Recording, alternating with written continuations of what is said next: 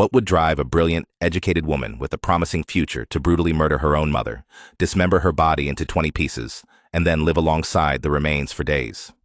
In Panama City in 2020, during the height of COVID lockdowns, neighbors noticed a foul smell coming from apartment 4C.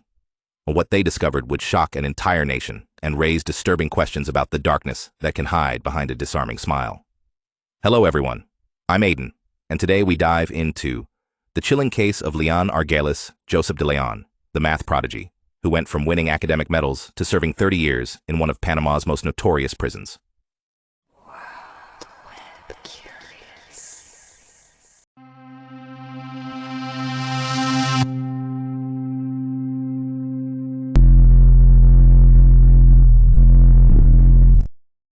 Panama City, with its gleaming skyscrapers and famous canal, is a city of contrasts. For the average citizen, residential complexes like Parque del Este offer affordable living in uniform apartment towers. It was in Block H, on the 4th floor, that 64-year-old Maricel Edith De León lived a quiet life. Maricel was a retired physics and chemistry teacher, known in her community as someone always ready for a friendly chat. She still gave tutoring lessons and was respected by her neighbors. In March 2020, as COVID-19 lockdowns began worldwide, Maricel's 31-year-old daughter Lian moved in with her. At first glance, Lian Josep De León didn't fit the profile of someone capable of extreme violence. She had graduated with honors in industrial administrative engineering, was fluent in English, and had even won a silver medal in Math Olympiads.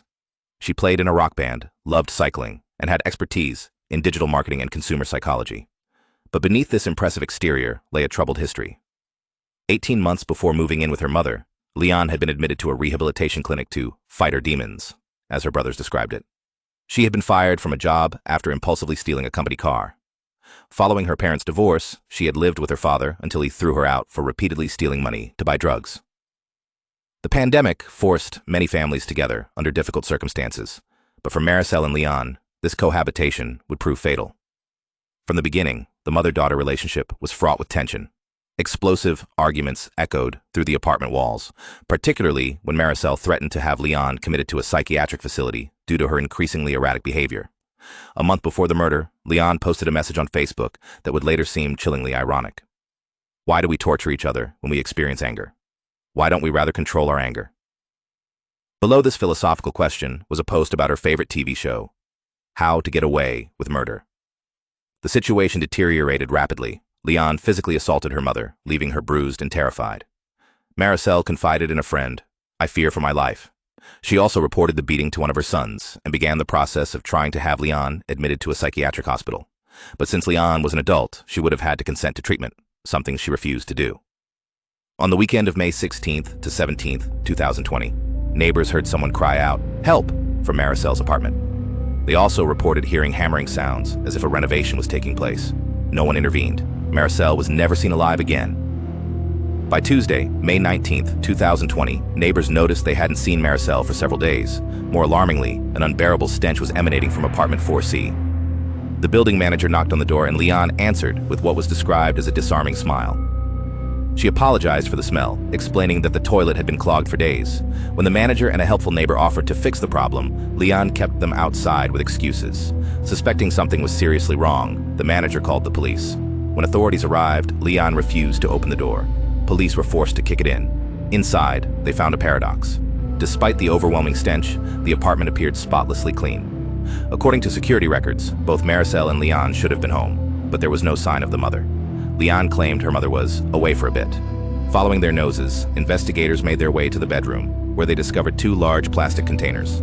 Upon lifting the lids, they were confronted with a gruesome sight: pieces of rotting human flesh. Maricel had been found, dismembered into at least 20 pieces. Forensic investigators used luminol to reveal cleaned-up bloodstains throughout the apartment. Lian's fingerprints were on the hammer and knives used for what investigators called the job. All DNA in the apartment belonged to the 2 women. The autopsy revealed that Maricel had been killed by multiple stab wounds to the chest, one of which had pierced her lungs. Most disturbing of all, evidence suggested that after the murder, Lian had remained in the apartment for days, sleeping near her mother's remains, eating meals, and attempting to live normally during the COVID-19 quarantine. During police interrogation, Lian denied everything. She offered no explanation, no motive, and showed no remorse.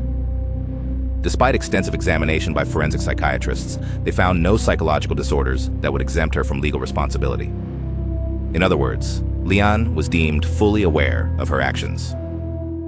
The trial didn't begin until November 12, 2024, more than 4 years after the crime. It moved quickly once it started.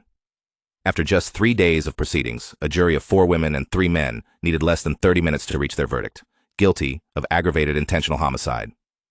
2 weeks later, in accordance with the prosecution's request, Lian was sentenced to 30 years in prison, a punishment that, in Panama, might be considered worse than the death penalty. Lian was sent to La Maxima, a notorious punishment cell within Panama's women's prison. In 2023, a letter and video were leaked, revealing the inhumane conditions of her confinement. She was kept alone in a filthy, rat-infested cell, using a hole in the floor as a toilet and sleeping on a metal bed without a mattress. According to the leaked materials, Lian received no psychological help and refused to bathe. Other inmates were reportedly afraid of her. One woman making secret recordings pointed to Lian and said, "Here we have Lian, the girl who murdered her mother. She receives no psychological help and never washes herself." The case of Lian Argelis Josep De León raises profound questions about human nature. How can someone with such intellectual brilliance commit an act of such extreme brutality? What invisible line separates genius from madness? And what role did drug addiction and mental health issues play in this tragedy? We might also ask ourselves about the warning signs that went unheeded. Maricel expressed fear for her life, yet the system offered her no protection. She tried to get help for her daughter, but legal barriers prevented intervention without Lian's consent. Perhaps most chilling is the reminder that sometimes the greatest danger can come from those closest to us, behind closed doors, where a brilliant mind can harbor the darkest of intentions. As Panama continues to grapple with crime, recording 556 murders in 2023 alone, the story of Lian and Maricel stands as a stark reminder of the complex interplay between intelligence, mental health, addiction, and violence. What would you have done if you had heard that cry for help? Tell me what you think. Don't forget to hit that like button and subscribe if you're not already, and I would love if you'd make some comment down below. Stay safe and stay curious. See you on the next video.